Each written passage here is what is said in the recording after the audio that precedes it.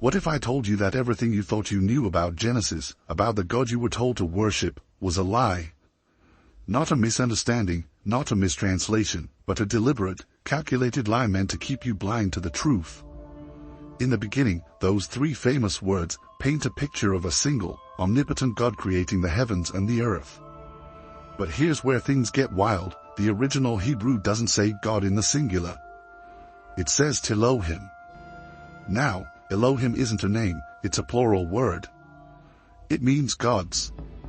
Not one being, but many. The text is shouting at us that there wasn't one God involved in creation, but a council of gods. Why has this crucial detail been erased from most modern teachings? The Bible as we know it wasn't written in a vacuum. It was forged in a melting pot of ancient myths and regional politics. The early Israelites weren't monotheists, they were polytheists, worshipping a pantheon of gods just like their neighbors in Mesopotamia and Canaan. Yahweh wasn't even the chief deity. That title belonged to El, the father of gods, or Baal, the storm god who ruled over fertility and weather. Yahweh was a minor player, a war god, elevated to supremacy later on. Genesis isn't a divine revelation, it's a rebranding campaign. Genesis chapter 1 talks about the creation of the world, and it's poetic, orderly, serene. Light and darkness, land and sea, animals and humans, everything falls into place. But wait. Look closely, and you'll notice Genesis 1 and 2 don't even agree. Chapter 1 refers to Elohim, the gods, creating humanity in their image, male and female, equal partners. But by chapter 2, the narrative shifts. Suddenly, we meet Yahweh, a singular entity, crafting Adam from dust and turning Eve into a sidekick pulled from his rib. These aren't complementary stories, they're competing stories. Genesis 1 exalts humanity as divine reflections, Genesis 2 demotes them to Yahweh's servants. Why the shift? Power? Control. Yahweh steps into the spotlight, claiming credit for creation and setting the stage for dominance. The plural gods of chapter 1 are pushed aside, their voice is silenced. Yahweh isn't the benevolent creator we've been taught to revere. He's a usurper, rewriting history, seizing the throne. And humanity? We were collateral damage. And what about that famous command in Genesis 1, be fruitful and multiply, fill the earth and subdue it? Sounds empowering, right? But look deeper. This isn't permission, it's a mandate. It's a leash, disguised as a blessing. Multiply, yes, but stay in your place. Subdue the earth, but don't question your creator. A divine dictator micromanaging his subjects. The original myths that Genesis borrowed from don't tell this story. In the Enuma Elish, the Babylonian creation epic, the gods create humans to carry out their labor, to be their slaves.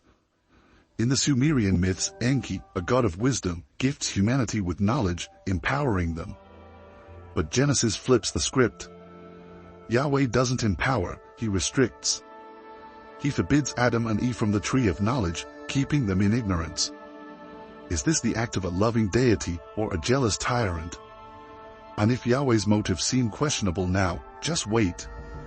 The way Genesis rewrites the divine hierarchy, suppresses the role of other gods, and frames Yahweh as the sole creator isn't just a theological choice, it's a political one.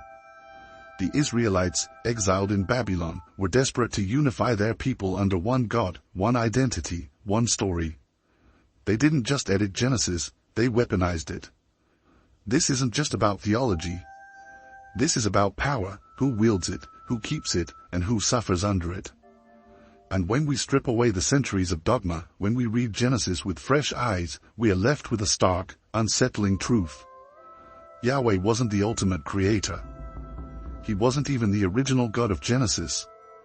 He was a usurper, hiding behind a veil of Elohim, erasing the gods who came before him, and reshaping humanity's role to suit his needs.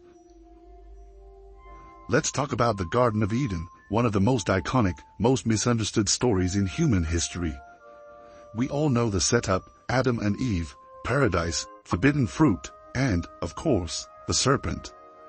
For centuries, this serpent has been vilified as the ultimate villain, the deceiver, the bringer of sin. But what if that's not the whole story? Yahweh plants a garden, places Adam and Eve in it, and gives them one rule: don't eat from the tree of knowledge of good and evil. Now, stop right there. Why would an all-powerful God create a tree like that in the first place? It's not just sitting in some far corner of the garden. No, it's right there in the center. Visible. Tempting. A ticking time bomb waiting to go off. What kind of deity sets up their creations for failure like this? Enter the serpent. The Bible tells us it's the craftiest of all the animals Yahweh made. But let's be clear, the serpent isn't portrayed as evil in the original text. It's not Satan. That connection came centuries later, tacked on by theologians looking to tidy up the narrative. In Genesis, the serpent is just different. It speaks, it thinks, it questions. And what does it do? It tells Eve the truth. Think about that for a moment. Yahweh tells Adam and Eve, if you eat from this tree, you will surely die. But the serpent says, you won't die. In fact, your eyes will be opened, and you'll be like gods, knowing good and evil. And guess what? The serpent was right. They didn't die. Their eyes were opened. They gained knowledge.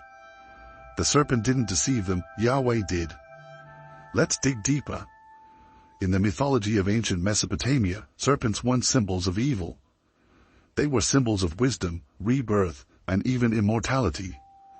The Sumerian god Enki, often depicted with serpent-like attributes, was known for his role as a teacher and protector of humanity. Enki defied the will of higher gods to give humans the tools they needed to survive: agriculture, writing, and yes, knowledge. Sound familiar?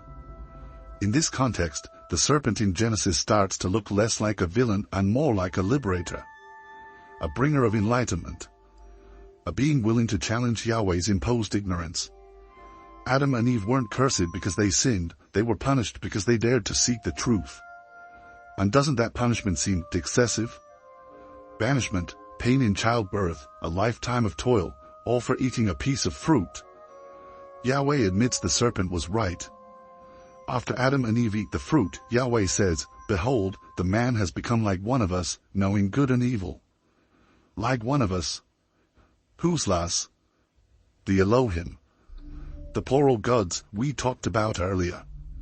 Adam and Eve didn't just gain knowledge, they tapped into something divine, something Yahweh wanted to keep for himself.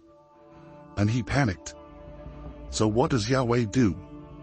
He banishes Adam and Eve from the garden, not to punish them, but to prevent them from eating from the other tree, the tree of life. Why? Because if they ate from that tree, they'd live forever. They'd become gods themselves. Yahweh wasn't protecting humanity, he was protecting his own monopoly on divinity. This isn't the story of a loving God guiding his children. This is the story of a jealous tyrant terrified of losing control. The serpent didn't lead humanity astray, it offered them a choice. Knowledge over ignorance. Freedom over servitude. And Yahweh couldn't allow that. Think about how this changes everything. Adam and Eve weren't the first sinners, they were the first rebels, the first humans to claim their own agency. And the serpent wasn't a villain. It was a revolutionary. But why was this truth buried? Why has the serpent been demonized for millennia while Yahweh's actions go unquestioned? The answer lies in power. The serpent represents something dangerous to any authoritarian system, the idea that knowledge is a right, not a privilege. That's why it had to be vilified. How much of what we read in Genesis today reflects the original story? The answer is shocking, because what you think of as the Word of God is, in reality, the work of human hands. Edited. Altered. Manipulated. The Bible didn't fall out of the sky in its final form. It's a patchwork of revisions and omissions designed to control the narrative. And Genesis? It's one of the most heavily redacted pieces of ancient literature in history. Let's start with the basics. The version of Genesis most people know comes from the Masoretic text, compiled and standardized around 1000 CE by Jewish scholars called the Masoretes. But here's the thing, it's not the oldest version. Not even close. Before the Masoretic text, there was the Septuagint, a Greek translation of the Hebrew scriptures made over 1,000 years earlier, around 200 BC. And if you compare the two, they don't line up. Key details are missing. Sentences are altered. Entire sections are gone. Take, for example, the story of Cain and Abel. In the Septuagint, Cain's punishment for murdering Abel is far more severe. Yahweh curses Cain with unending fear and isolation, a far cry from the almost lenient treatment we see in the Masoretic text. Why was this softened? To make Yahweh appear more merciful. To sanitize the narrative for later audiences. We'll never know for sure, but the inconsistency is glaring. Look at the Dead Sea Scrolls, some of the oldest surviving biblical manuscripts, dating back to the 2nd century BC. These scrolls reveal even more variations. In some versions, Yahweh explicitly consults with other divine beings, Elohim, before making decisions, reinforcing the idea of a divine council. In others, references to these other gods are erased entirely. What we see here isn't divine inspiration, it's deliberate editing to fit a monotheistic agenda. Even the structure of Genesis itself is suspicious. Scholars agree that Genesis is a composite text, pieced together from at least two main sources, the priestly source and the Yahwist source. The priestly source, written by temple elites, emphasizes rituals, order, and Yahweh's absolute authority. The Yahwist source, on the other hand, is older and far more human. It describes a Yahweh who walks, talks, and even makes mistakes. These two perspectives clash throughout Genesis, creating contradictions that later editors tried to smooth over. One glaring example? The creation stories in Genesis 1 and 2. They're not just different, they're written by entirely separate authors. Genesis 1, with its poetic, 7-day structure, comes from the priestly source. It presents a transcendent God creating with absolute control. Genesis 2, with its earthy, hands-on Yahweh forming Adam from dust, comes from the Yahwist source. These stories weren't written to complement each other, they were written centuries apart, by people with radically different views of God. During the Babylonian exile, when the Israelites were taken captive in the 6th century BCE, their scribes were exposed to the myths of Babylon. Stories like the Enuma Elish, the Babylonian creation epic, began to influence their own texts. You can see the parallels. In the Enuma Elish, the god Marduk slays the chaos dragon Tiamat and creates the world from her body. Genesis strips away the violence but keeps the essence, a god bringing order to chaos. It's not a coincidence. It's appropriation. Why does this matter? Because it reveals that Genesis wasn't written in isolation. It was shaped by political pressures, cultural exchanges, and the need to define a national identity. During the exile, the Israelites faced a crisis. Their temple was destroyed, their people scattered, their faith in Yahweh shaken. To survive, they needed a unifying story. And so, Genesis became that story, a carefully edited myth designed to assert Yahweh's supremacy and Israel's unique role in the world. But in creating this narrative, the editors of Genesis made choices that erased older traditions and voices. The goddess Asherah, once worshipped alongside Yahweh, vanishes from the text. The Elohim, the divine council, is reduced to a shadowy footnote. Stories that didn't fit the new monotheistic agenda were cut or rewritten. Genesis wasn't just a creation story, it was a battlefield. Behind the poetic verses and divine proclamations lies a story of conflict, a power struggle that's been obscured for millennia. Yahweh, the God of Israel, wasn't always the sole ruler of the cosmos. He fought his way to the top, rewriting history to secure his place as the one true God. And Genesis? It's his victory lap. The ancient world wasn't monotheistic. It was a world of gods, plural. In the Canaanite pantheon, there was El, the father of all gods, and Bol, the storm god who ruled over fertility and weather. Yahweh's origins are humbler. He started as a regional deity, a god of storms and war. But over time, he rose through the ranks, displacing the older gods to claim supremacy. Genesis reflects this struggle, not as an open battle, but as a quiet erasure of Yahweh's rivals. You can see the cracks in the story if you know where to look. In the original texts, El is the head of a divine council, a gathering of gods who govern the world. But in Genesis, Yahweh absorbs El's identity, taking his title and attributes. The divine council doesn't disappear entirely, it lingers in cryptic references, like when Yahweh says, "Let us make man in our image." Who is he talking to? The answer lies in older traditions, where the Elohim, the council of gods, deliberated on creation. But Genesis silences them, leaving only Yahweh to speak. This wasn't just a theological shift, it was a political move.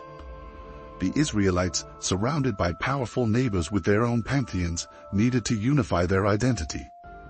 Yahweh's ascendancy wasn't just about religion, it was about nation building. To consolidate their power, the priestly elite rewrote the story, erasing El and Baal, and elevating Yahweh as the singular God of Israel. The rivalry between Yahweh and Baal is particularly revealing. In Canaanite mythology, Baal was the hero who defeated the chaos dragon, Yam, and brought order to the cosmos. His victory secured his place as the king of gods. Sound familiar? In Genesis, Yahweh takes on the same role, taming the primordial waters to create the world. But there's a key difference: Baal's triumph is celebrated, while Yahweh's is sanitized. The struggle against chaos is stripped of its violence, leaving only the illusion of divine serenity. Even the story of the flood echoes this conflict. In the Epic of Gilgamesh, the gods send a flood out of anger, but one god, Ea, defies the others to save humanity. In Genesis, Yahweh acts alone, sending the flood and sparing Noah. The collaborative, chaotic dynamic of the gods is replaced by the singular will of Yahweh. It's not just a story about destruction and survival, it's propaganda, designed to erase the memory of a pantheon and cement Yahweh's authority. The suppression of Asherah, the goddess once worshipped alongside Yahweh, adds another layer to this cosmic conflict. In ancient Israel, Asherah was revered as the consort of El, the mother of gods. But as Yahweh rose to power, her image was systematically erased. The sacred trees and poles that symbolized her were torn down. Her name was struck from the texts. Yet traces of her worship remain. Archaeological evidence of inscriptions reading Yahweh and his Asherah reveal a time when she was considered his partner, not his rival. What Genesis hides is this messy, dynamic world of divine interaction, a world where God schemed, fought, and collaborated. Yahweh's rise wasn't the inevitable unfolding of destiny. It was a campaign, a hostile takeover. The divine council wasn't just a footnote in history, it was the victim of a purge. And Genesis is the cover-up. Let's face it, Genesis is not a love letter to humanity. It's a manual for control. The text pretends to celebrate our creation, but when you look closer, it paints a disturbing picture of how humanity was truly viewed, not as cherished creations, but as tools, servants, and pawns in a cosmic game of domination. The story begins with Yahweh creating Adam from the dust of the ground. Sounds humble, right? But look deeper. In the ancient Mesopotamian myths that influenced Genesis, humans were not created out of love or divine generosity. They were created to serve. The Sumerian Enuma Elish tells of gods who grew tired of their labor and created humanity to do the work for them, tilling the soil, building temples, and making offerings. Genesis borrows this idea but masks it behind flowery language.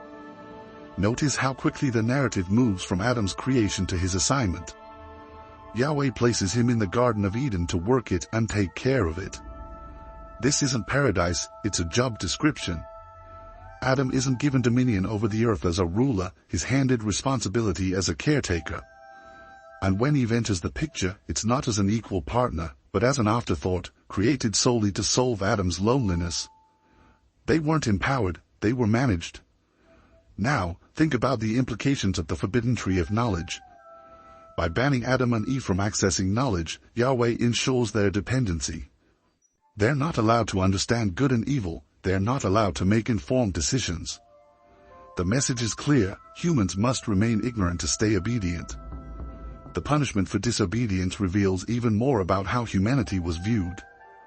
After Adam and Eve eat the fruit, Yahweh curses them, not just individually, but as a species. Women are condemned to pain in childbirth and submission to men. Men are cursed to a life of toil, struggling against the earth for survival. These aren't the actions of a benevolent creator. They're the actions of a ruler who views his creations as expendable workers. Compare this to the myths of other ancient cultures. In the Epic of Atrahasis, the gods create humanity to relieve their burden, but later regret the decision because humans become too numerous and noisy. They try to wipe them out with a flood, but one god defies the others and saves a remnant. In these stories, humanity is caught in the crossfire of divine conflicts, but is never entirely abandoned. In Genesis, there's no remorse, no second-guessing. Yahweh punishes without hesitation, enforcing his will through suffering. Even after the expulsion from Eden, the pattern of servitude continues. Cain and Abel's story is a chilling example. Cain, the farmer, offers the fruits of his labor to Yahweh. Abel, the shepherd, offers the fat portions of his flock. Yahweh accepts Abel's offering but rejects Cain's. Why? The text doesn't explain. But the message is clear: not all labor is valued equally. Yahweh prefers blood over crops, sacrifice over sustenance. Cain's rejection and subsequent punishment reinforce the idea that humanity exists not to thrive, but to appease. This dynamic becomes even more explicit later in Genesis when Noah builds an altar and sacrifices animals after the flood. Yahweh smells the aroma and declares that he will never again curse the ground because of humanity. Think about that. A God who supposedly created humanity out of love is appeased not by their survival, but by the smell of burning flesh. It's not devotion Yahweh seeks, it's tribute. The story of Noah's Ark is often told as a tale of salvation, a testament to divine justice, and a fresh start for humanity. But strip away the sugar-coated versions we learned as kids, and what you're left with is a chilling story of mass extermination. This wasn't a loving act. This was a calculated purge, a total reset orchestrated by a God who decided his creation wasn't worth saving, at least not entirely. Let's start with the flood itself. In Genesis, Yahweh sees that the wickedness of man was great in the earth, and that every intention of the thoughts of his heart was only evil continually. And so, he decides to wipe out everything: humans, animals, even creeping things and birds of the heavens.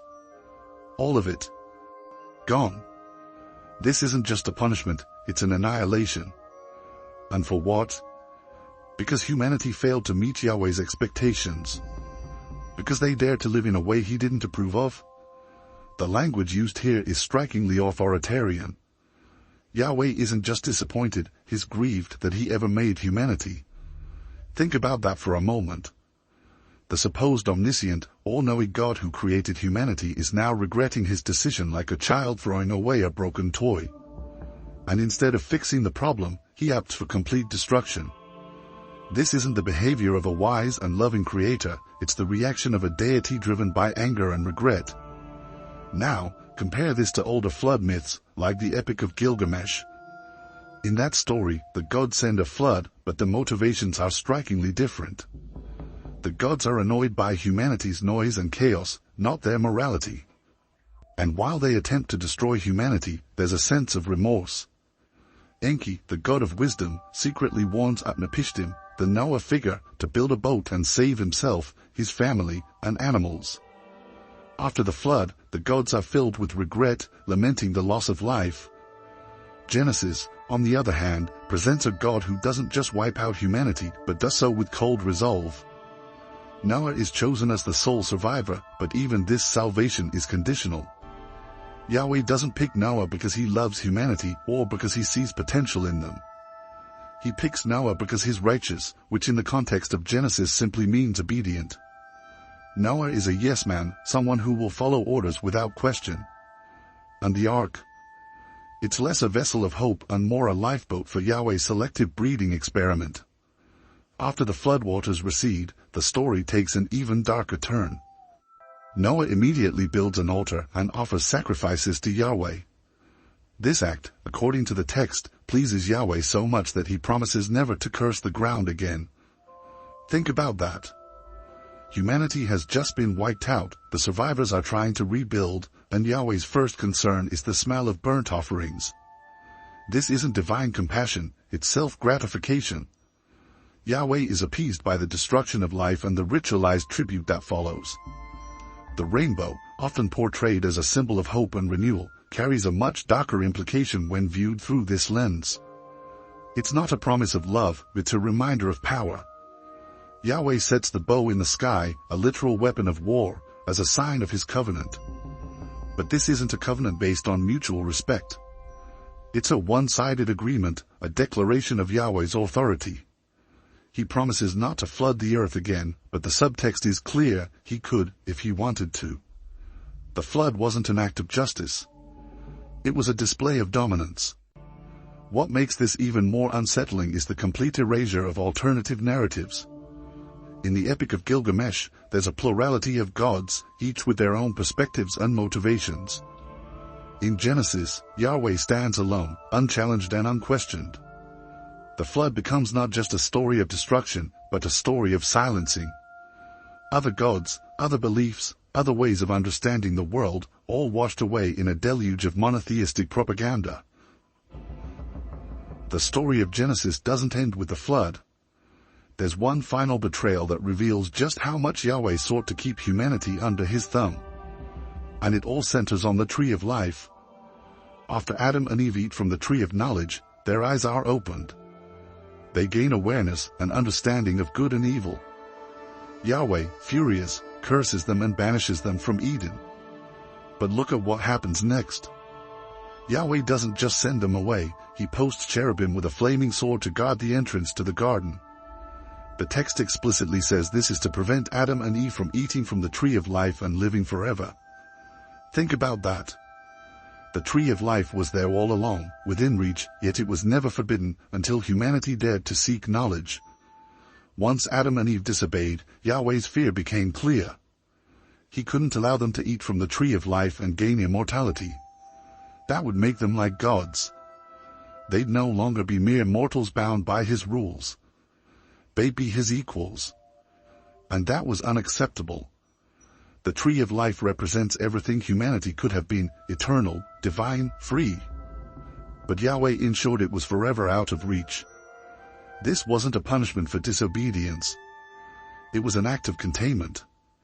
Yahweh wasn't protecting humanity, he was protecting his own supremacy. Immortal humans with the knowledge of good and evil would no longer need a god. They'd be gods themselves. The parallels to older myths are striking.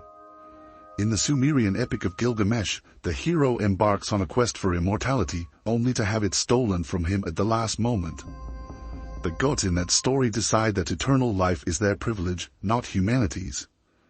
Genesis reflects the same idea, but with an added twist. Yahweh doesn't just deny immortality, he actively removes the possibility of it ever being attained.